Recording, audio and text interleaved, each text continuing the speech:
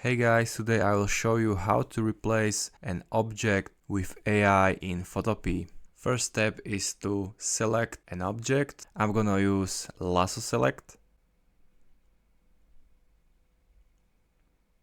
And next I'm going to right click on Magic Replace. Click on Magic Replace and write a new object. I will use cat.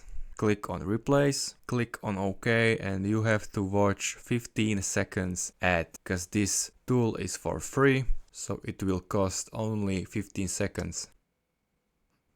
There it is, quite weird one, but it's completely replaced. If you don't want your replaced image, you can easily undo your moves and replace it again. So this was how to replace an object with AI in Photopea. Hope it helps and see you next time.